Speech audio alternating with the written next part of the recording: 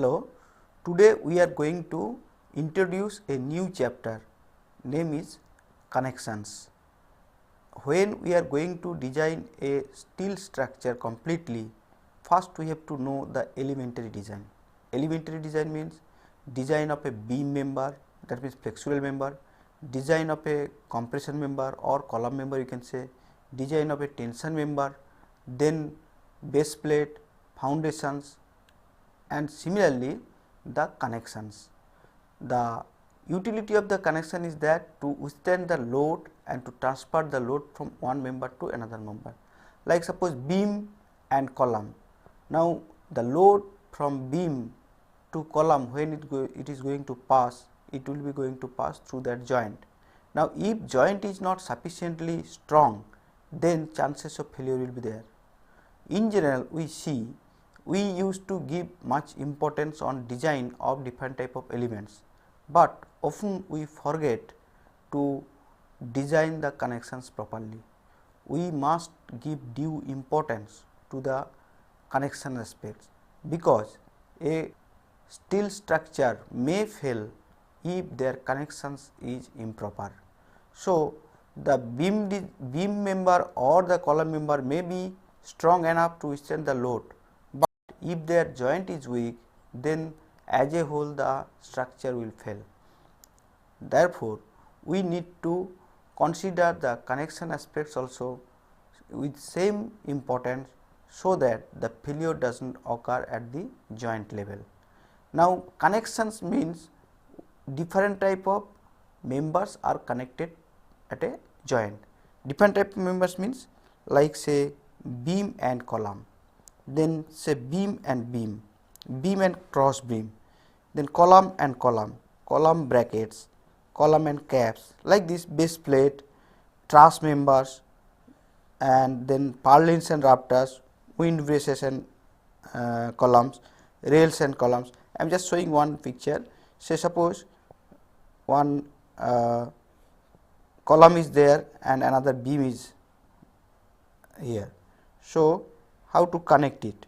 So this is a column and this is a column and this is a say beam.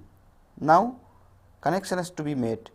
So what we used to do, that connections can be made either temporary or in permanent in nature. Say we are providing, say suppose some bolted connection or riveted connection to withstand the load coming from beam to column. Now connections means different type of connections we have. As per the requirement in the field, we need to choose the connections like riveted connections, bolted connections or pin connections, and then welding connections. In general, bolted connection or pin connection are temporary in nature. That means we can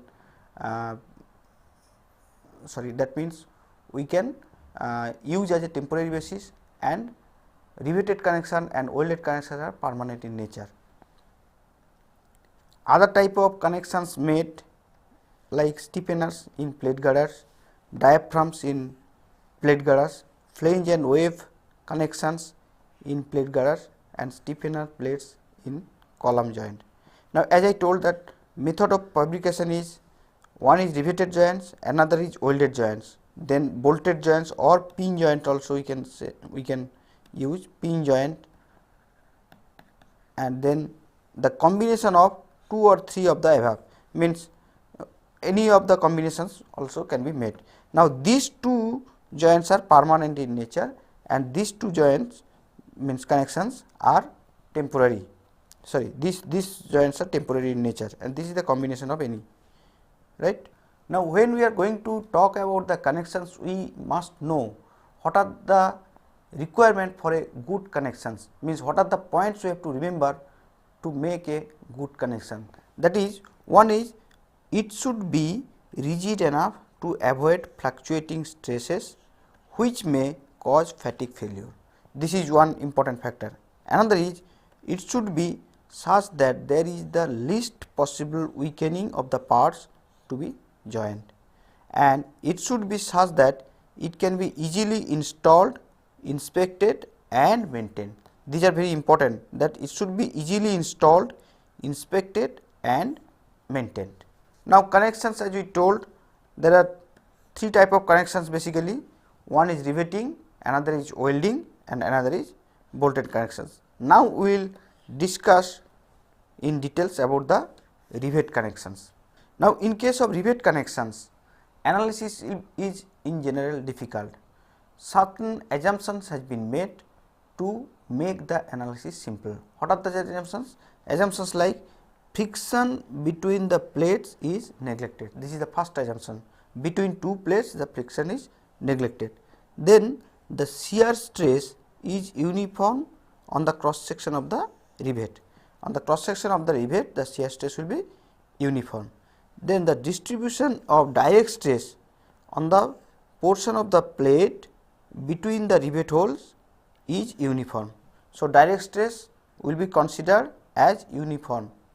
Then the rivets in group subjected to direct load share the load equally.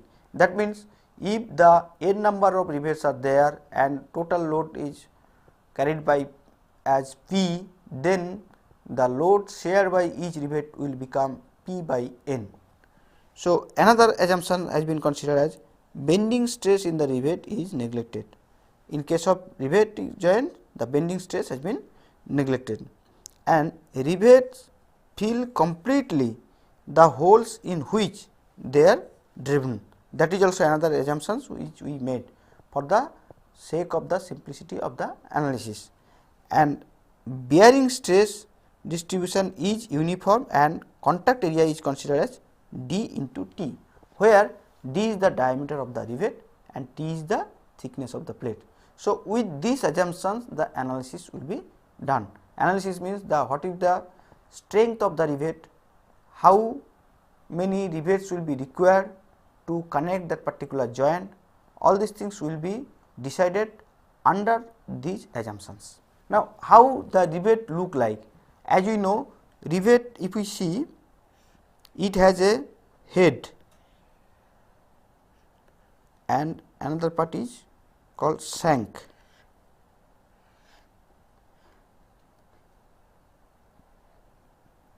So, this is called shank and this diameter is called nominal diameter, and this is head, and this is in fact this is called head diameter, and this height is called basically head. So, a rivet consists of shank and head. Shank, the length of the shank depends, means will be decided on the thickness of the plate, how much it is required, accordingly shank will be decided. Now, nominal diameter is the diameter of the shank, and here another term we will get which is called gross diameter, which is basically the some clearance, that means hole diameter. Hole diameter is made nominal diameter plus some additional clearance, and as per the codal provision it is shown that if the nominal diameter is below 25 mm, then 1.5 millimeter extra clearance has been taken for the gross diameter, and if the diameter of the rivet is more than 25 millimeter, then 2 millimeter additional has been taken for calculating the gross diameter. That means, gross diameter will be, say dg will be nominal diameter plus 1.5 or 2.0. This 2.0 will be if diameter is greater than 25, and 1.5 it will be if diameter is less than 25. So, all these things I will come details later. So, the rivets looks like this. One is nominal diameter, another is rivet diameter, and this is called head, this is rivet head diameter, and this portion is called shank. Now, rivet can be divided into two categories. One is power driven riveting or hot rivet, another is hand driven riveting or cold rivet. Now, power driven rivet is again of two type. One is power driven shop rivet, another is power driven field rivet. In short, we use that PDS or PDF. Oftenly we will see we are using this term PDS. PDS means power driven shop rivets and PDF means power driven field rivets. Similarly, here in case of hand driven riveting, we used to categorize as hand driven shop rivet HDS and hand driven field rivet, which is called HDF. Now, we will show some commonly used rivet head. One is that snap head. This is the most commonly used rivet in practice we make, and the standard dimension is like this. If the diameter of the nominal diameter of the rivet is D, then the diameter of the head will become 1.6 D and the height of the head will become 0.7 D, and this is called length. Length means the length whatever it is required to fit the connections, to fit the thickness of the plate, right. So, snap head is looking like this, where the standard diameter dimensions is like this, that head will be 0.7 D and the diameter of the head will become 1.6 D, where D is the nominal diameter, that means diameter of the shank. Another type of rivet is called pan head. In this pan head, the head will look like this. Here, if the diameter is D, then the height will be 0.7 D, like the previous one. Like the snap head, the diameter 0.7 D, here the height also is 0.7 D and the width will be 1.6 D here. Maximum width will be 1.6 D and here the width will be D. This is D, right.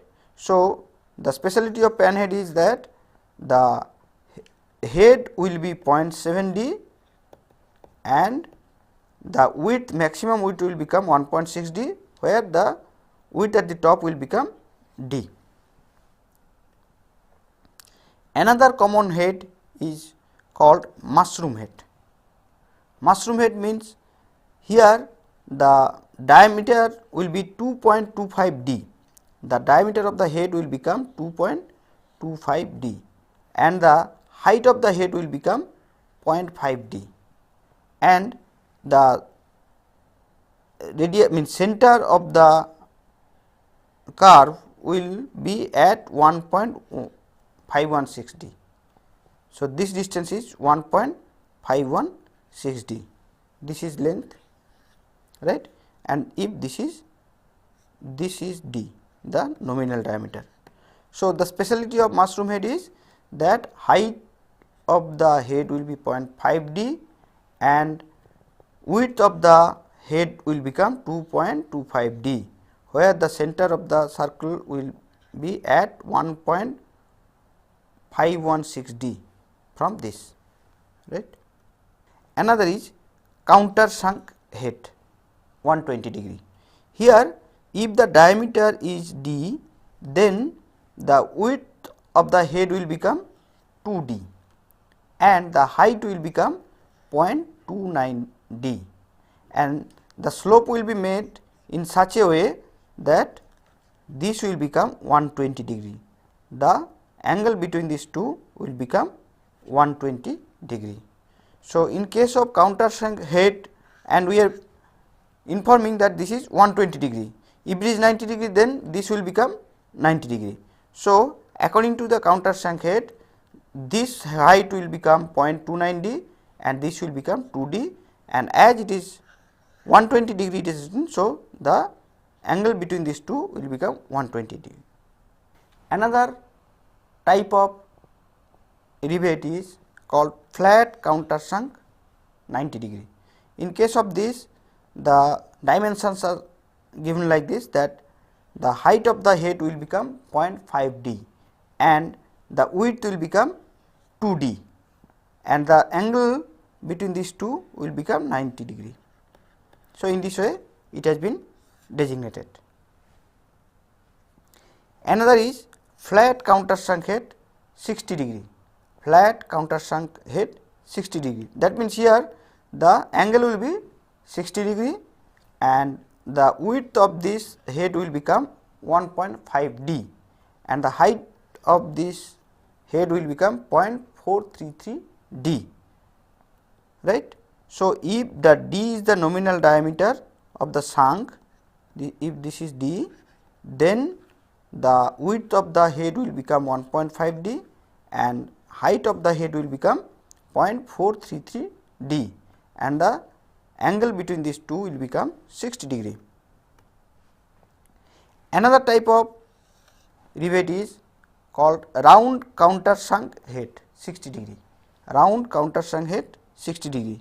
Here the angle between these two will become 60 degree and this diameter will become 1.5 d, means this diameter will become 1.5 d. So, the diameter will become, means the width will become 1.5 d of this circle and the height will become 0.433 d. Height means from here to this will become 0.433 d. So, in this way it has been made. Another type of rivet is used which is called flat head. In case of flat head, the height of the head will become 0.25 d, where d is the nominal diameter of the shank and the width will become 2 d. Width of the head will become 2 d and height of the head will become 0.25 d. Now, we will discuss about different type of conventional symbols. These conventional symbols has to be known for knowing the drawing. An engineer who is executing the construction at the site, he must know how to read the drawing. That means, in a drawing some symbols have been given for the connections. So, he should know what is meaning and what type of connections the design engineer has made and accordingly he has to make. So, for the sake of simplicity, certain conventional symbols has been used, which I am representing now for our learning purpose.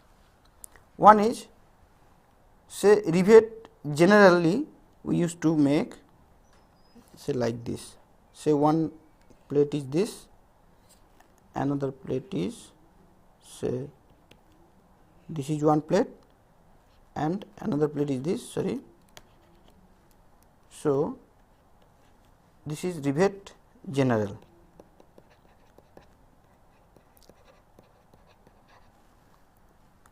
This is rivet general, this is the view and section when we make, this will look like this.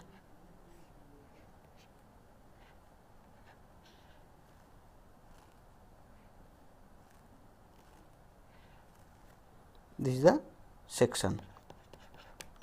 So, in general rivet, the view will be seen like this and section will be shown like this. This is the method of drawing. And if say suppose rivet countersunk,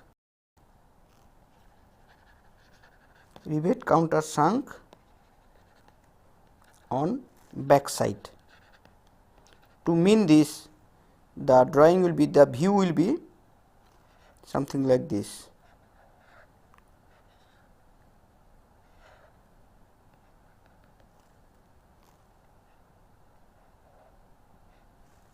This is the view, and if I see the section, this will look like this.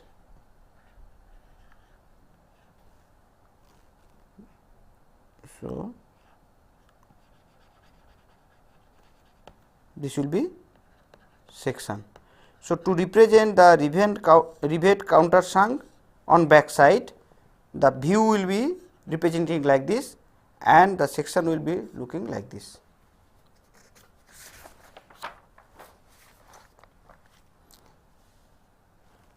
Few more conventional symbols I like to show here, so that you can understand how to represent in drawing.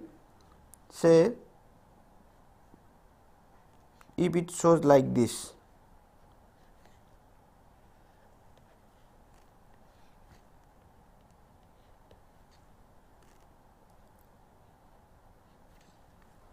this is the view and this is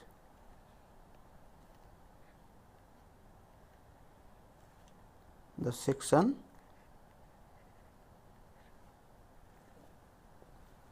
So, this is section and this is view. This represents basically rivet countersunk on front side. Earlier one I have shown as back side, here rivet countersunk on front side. So, if drawing is like this, say this is like this and this is simply like this.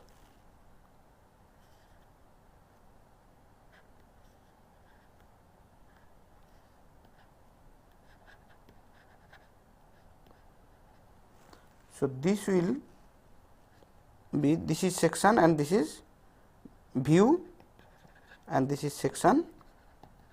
If such drawing appears, it means rivet countersunk on front and back side. Front and back side means in two sides is there. So, that is why it is given like this. It is given like this. So, rivet countersunk on front and back side, and in case of bolt general means this will look like this.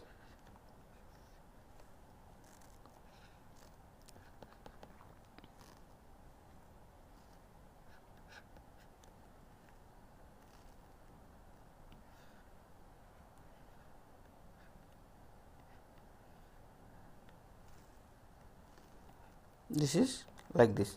This is bolt general. So, to represent the general bolt, the view will look like this and the sections will be represented like this. So, in this way one can make it. So, in the drawing such type of view and sections will come into picture, from which one engineer should understand what it represents and what to execute. Some other type of conventional symbols also I like to show, like if it is like this,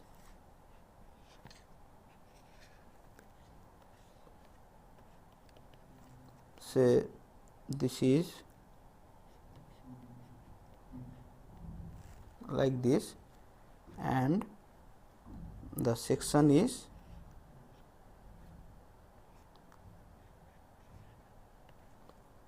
like this, then this is called,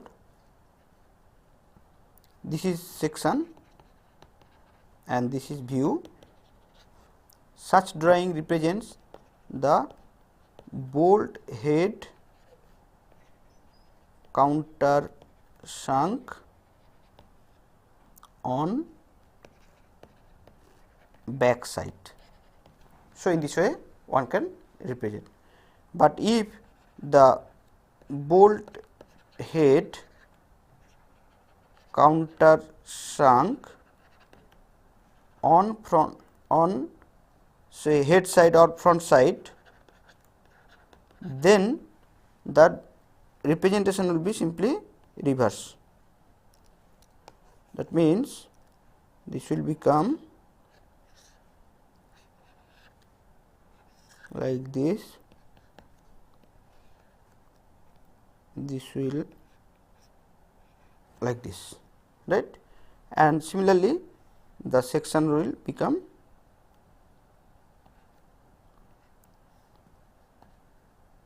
say like this in the upper part and this, right.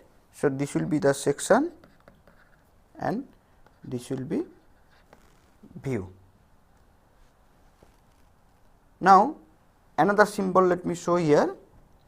which will distinguish the bolt from rivet. So, this is two plates. Now, if something like this it is given, and if two plates are overlapped like this and connected, then this is basically bolt to distinguish from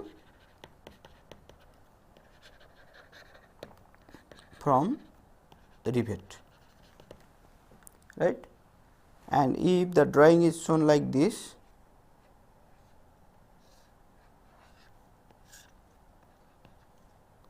two plates are there, and if it is like this, say, okay, let me draw little below, because say this is one plate,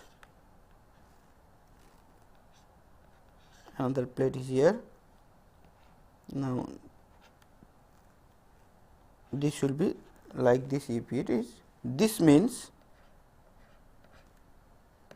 this is basically called knot. So, bolt place of knot indicated. So, this symbol represents knot. Now, we will discuss about some terminology. Terminology means for connecting two members, we need to know what will be the pitch distance, edge distance and other things. What is pitch distance? Pitch distance means we will see that the distance between two rivet in a plane in a particular direction, and edge distance means the distance from the outermost rivet to the edge. So, what should be the minimum edge distance, what should be the maximum pitch, what should be the minimum pitch, all these things has been given in the code. Code means again the code IS 800/1984. In that code all the details has been given, and according to the codal provision we have to follow and we have to design accordingly.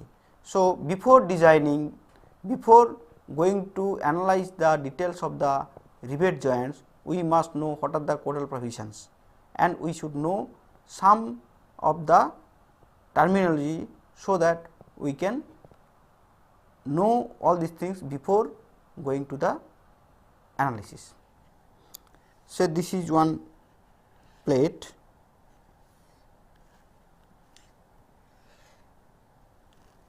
another plate is here overlapped. Now, say rivets are there, so like this. Now, if the load is acting in this direction, then the pitch will be along the action of the load, the distance between two rivet. Distance between two rivet is called pitch, and this is called lap, means lap length. This is lap, that means overlapping of two plates. This is one plate and this is another plate. This plate is continue up to this, and this plate is continue up to this. So, overlapping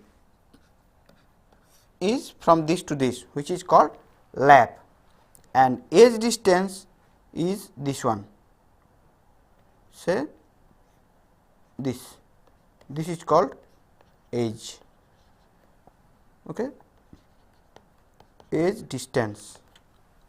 And the distance between two pitch perpendicular to the action of the load is called gauge. So, this is gauge,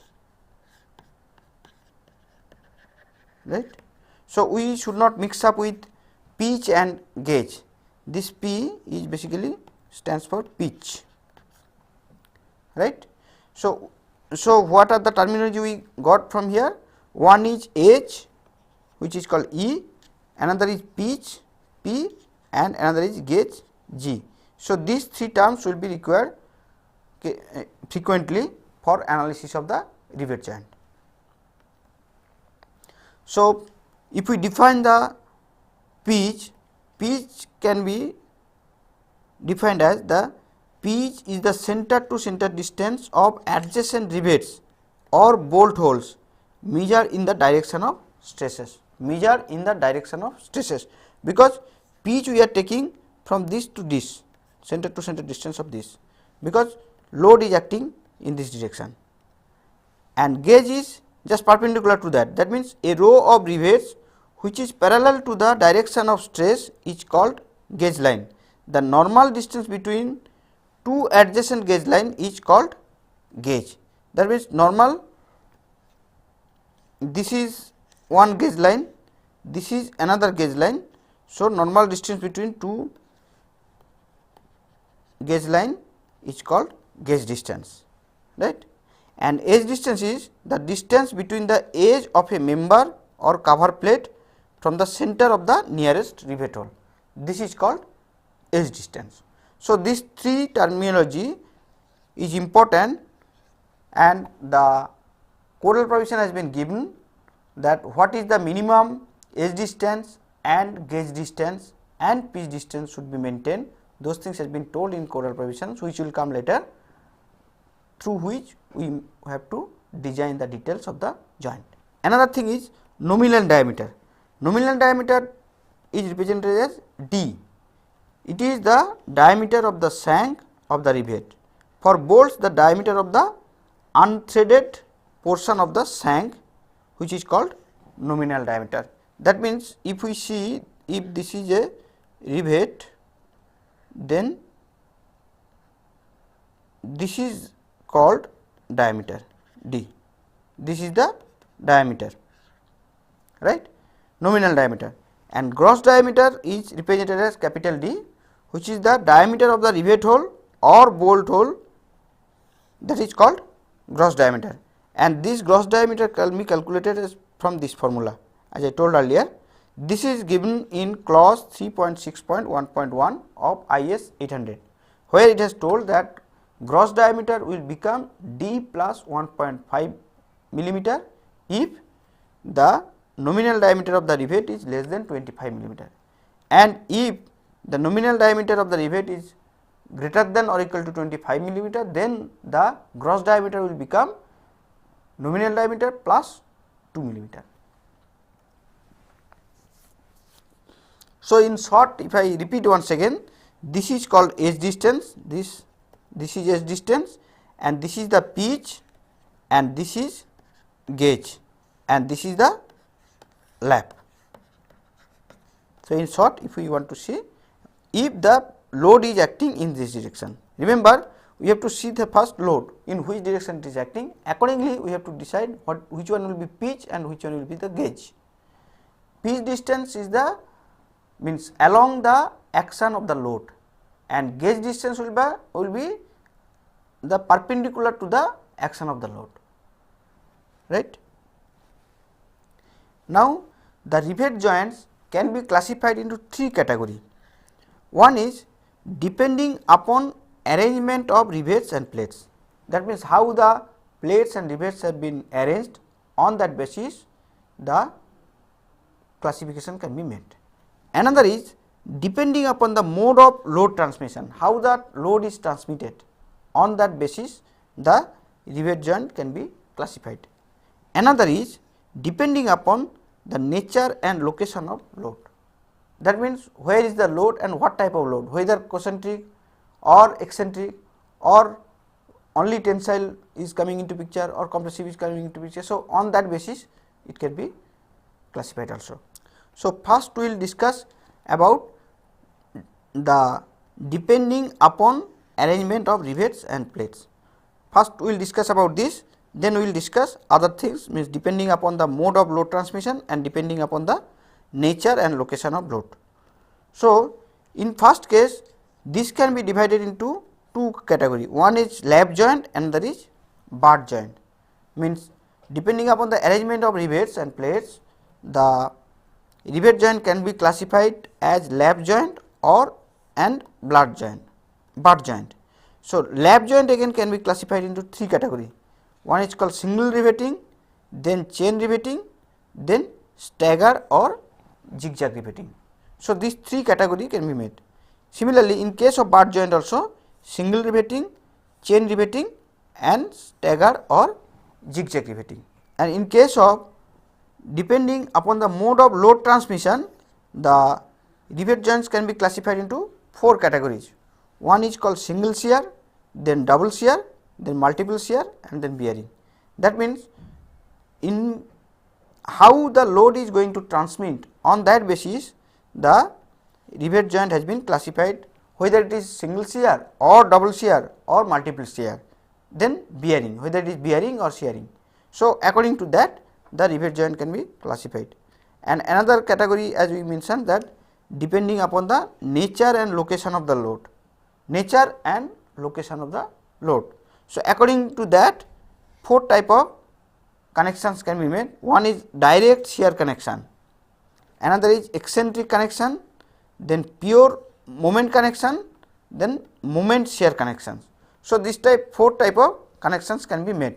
One is direct shear connection, then eccentric connection, then pure moment connection and moment shear connection. So, all these types will be discussed now. Means what type of joint should be made in case of different type of riveting arrangement, those things we will discuss now. Say first, let us consider the single riveted lap joint. If single riveted lap joint is made, then how it look the section and view. So, sections will be looking like this.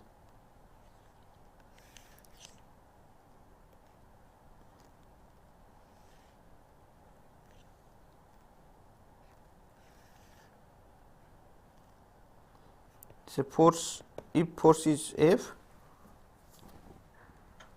and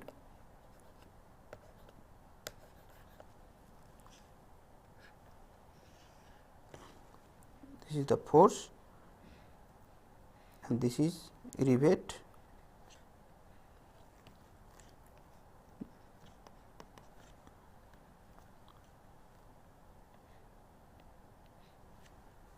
so this is one plate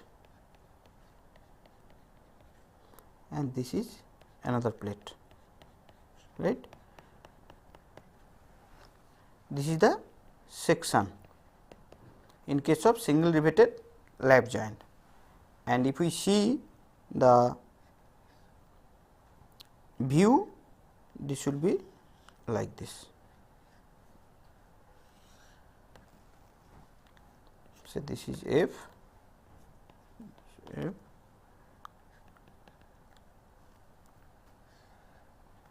So, now depending upon the number of rivets in view, it will be shown.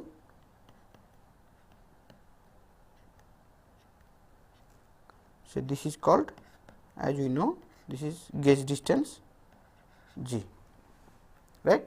So, when it is represented like this is called single riveted lap joint.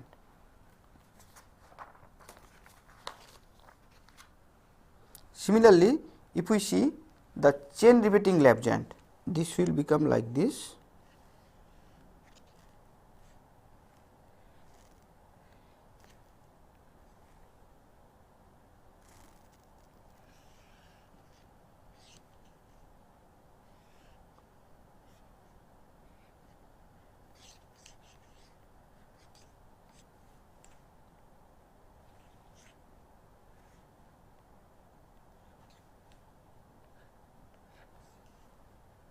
Another rivet I am giving like this, say 2, then this is one plate and this is suppose another plate. Okay. Force F is acting here. Now, if I see the view, this will look like this. This is one plate overlapping with another one, and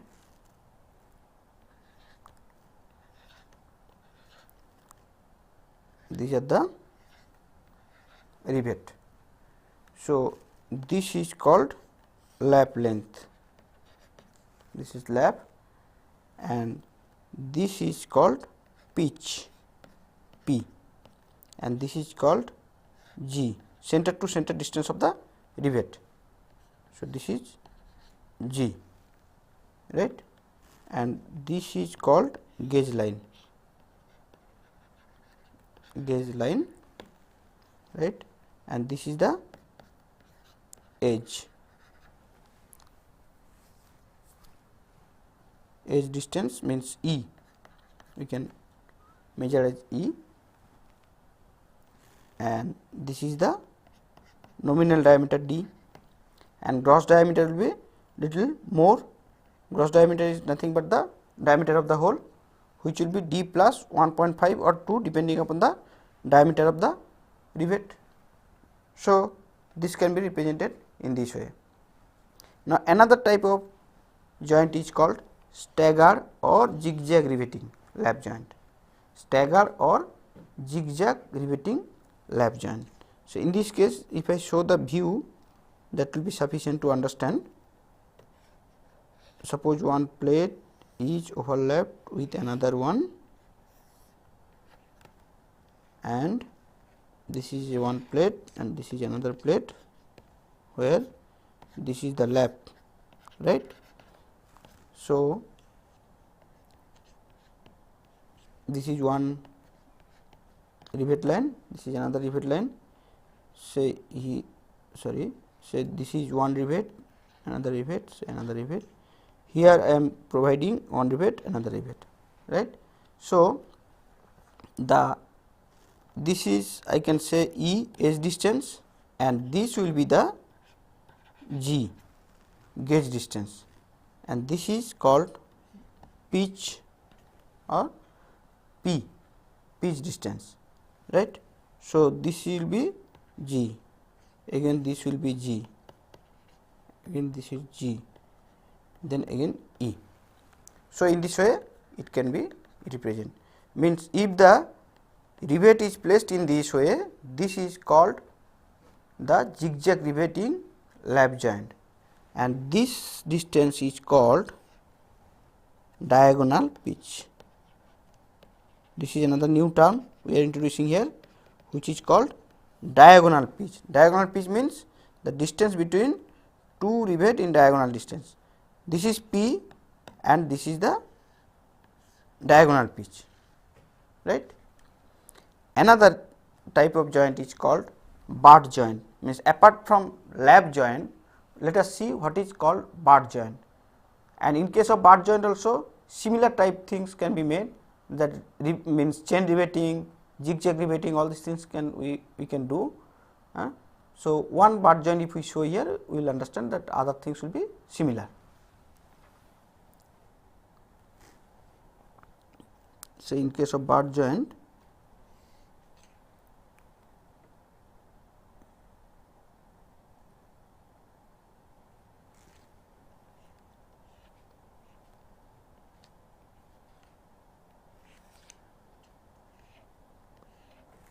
so these are the rivet which has been made here, and then this is one plate, this is one plate and this is another plate which has been covered by one butt. So, this is a plate which has been additionally used, this is one plate and this is another plate, right. So, joint has been made like this F. So, there is no question of lap, right. This type of joint is called single riveted single cover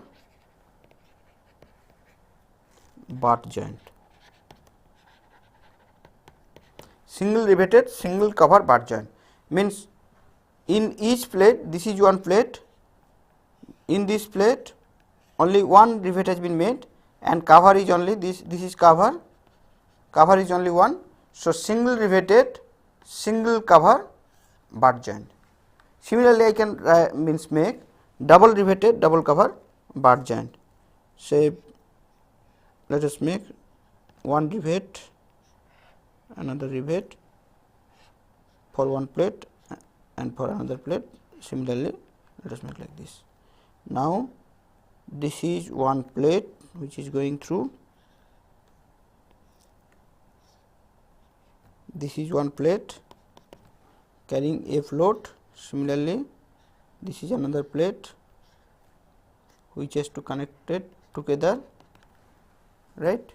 Now, we are making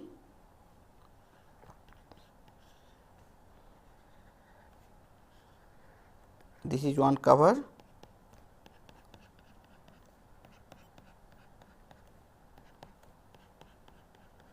this is one plate cover and another plate I am providing here.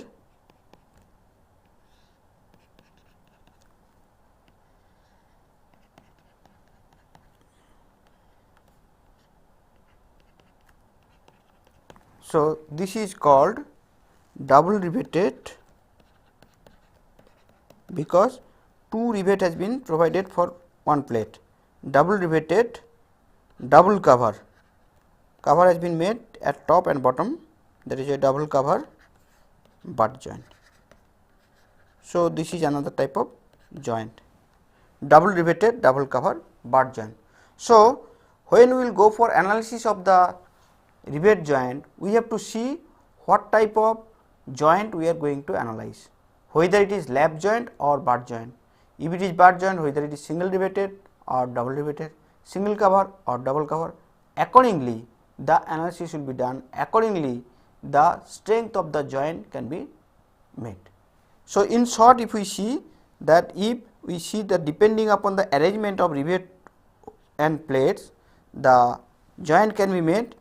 One is single riveted lap joint, another is double riveted lap joint, another is single riveted single cover bar joint. Similarly, single riveted double cover bar joint.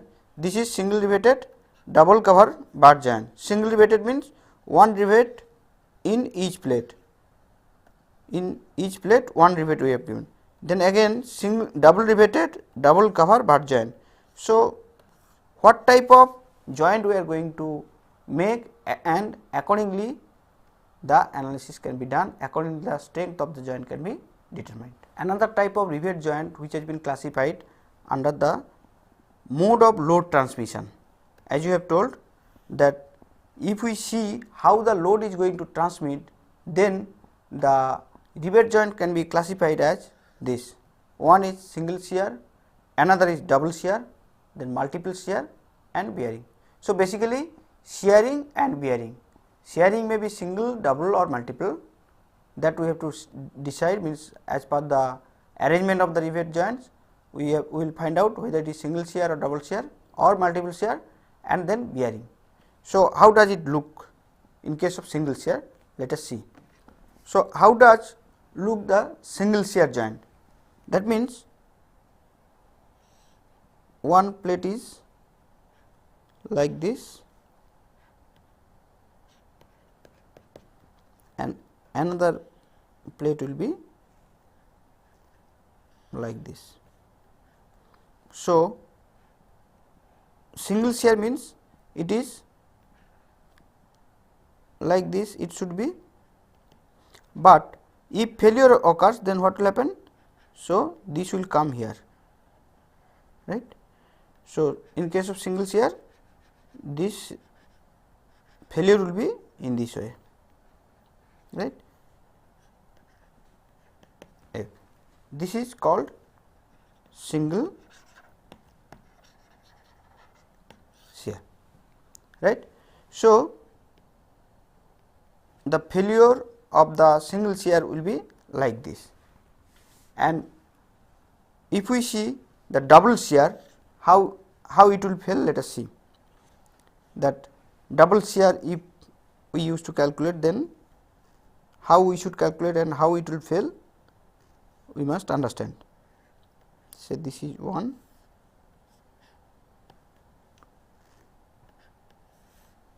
this is another plate.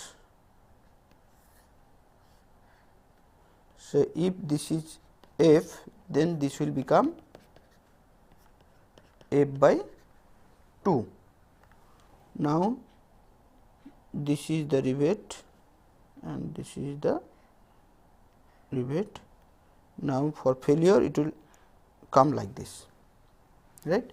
So, this plate is under force F by 2. Similarly, this plate also will be under F by 2 and the main plate will be under F. So, if failure happens, means if the rivet going to fail, then failure will be like this. This is called double shear, right. So, depending upon the mode of load transmission, we can find out double shear in this way. Another is multiple shear. Multiple shear, how it will look like? This will be, so this is one plate which is say F by 2, another plate is this is also F by 2, another is say F by 2, another is say F by 2. So, in this case the failure will be, say this is in this way and this is this way.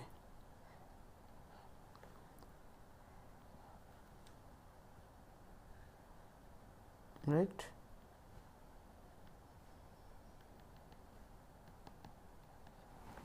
Okay. So, this is one plate, this is another plate and this is in other direction where the load is acting, and this is another plate, load is acting towards right side. So, if the connections is made like this, this will be failed under multiple shear.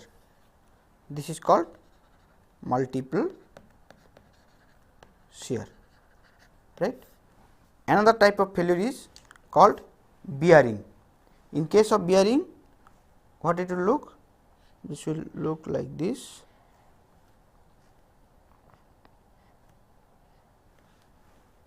Now,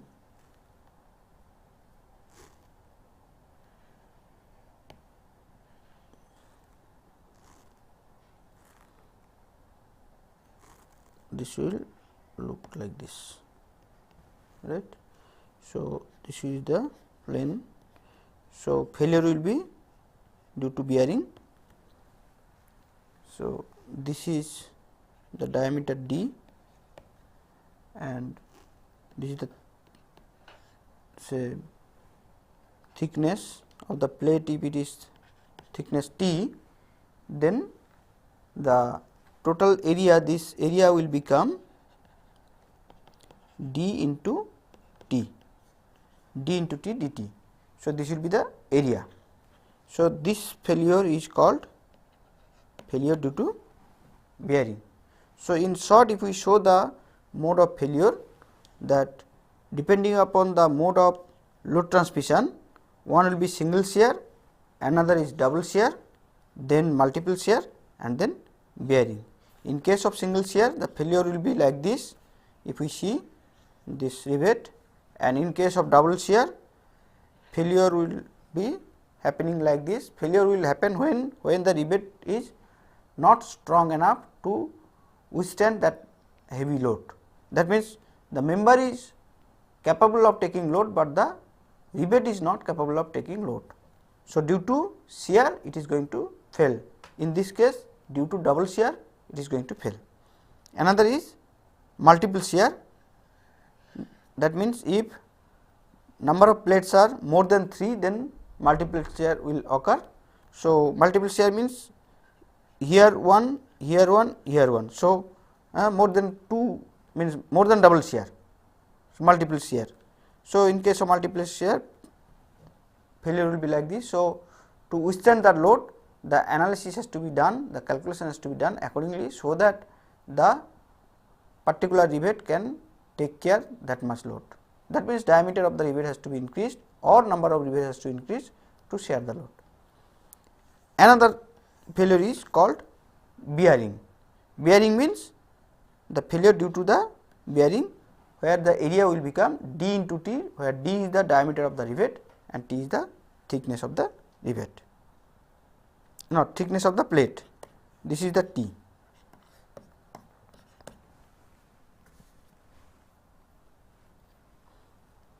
Another is depending upon the nature and location of load, depending upon the nature and location of load. So, this will be, one will be direct shear connection we can make, another is eccentric connection, pure moment connection and moment shear connections. So, if we see the direct shear connection, how it will look, that means if two plates are overlapped and comes under tension, say F and this is F with a lap length of L, say lap length, and with having say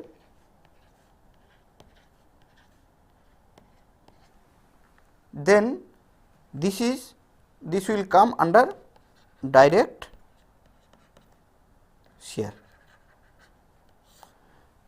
So, this will be calculated, the strength of the joint will be calculated under this condition, that it is withstanding the direct shear. So, accordingly how much shear is going to be developed due to force F and how many number of rivets will be required.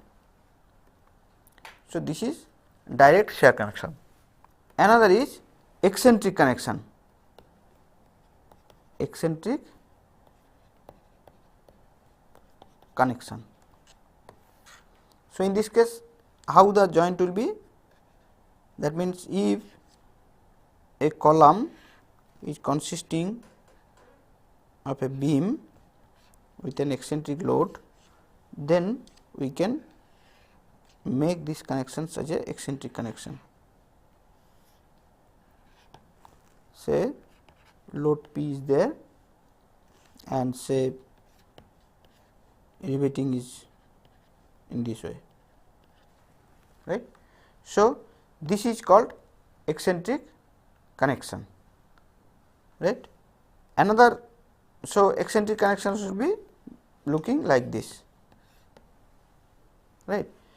Another case will happen when pure moment will come into picture, and the connection will be called as pure moment connection.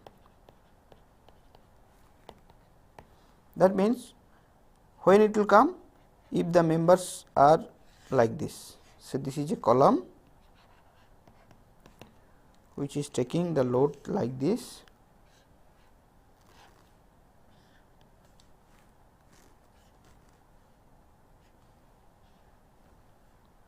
right. Now, this is P and this is P.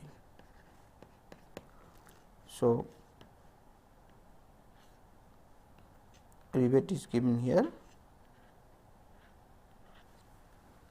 Now, this type of connection is called pure moment connection. So, in case of pure moment connection, the calculation has to be made in such a way that it will take care the moment properly. So, pure moment connection should be like this. Another connection is moment shear connection.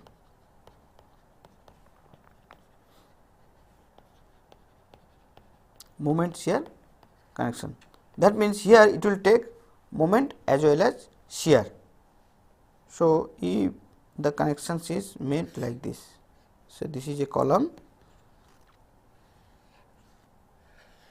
and the beam or bracket is connected like this. So, this is connected through here to the rivet and this is P. So, what is happening here? Here due to eccentricity of E, moment is developing as P into E. So, the joint has to take this much moment as well as shear of P. So, this is called moment shear connections, means the joint has to be made due to moment M and due to shear P. So, this look like this moment shear connections. So, what we have seen in this lecture is that what are the type of connections available, and we have discussed mainly on rivet connections. Rivet connections again can be classified in different way depending on the type of load, type of arrangement. So, in that way we have classified and briefly we have discussed all this, and in next class the remaining part we will discuss, and how to analyze a rivet connections we will try to discuss in next class. So, with this today's lecture I would like to conclude here. Thank you very much.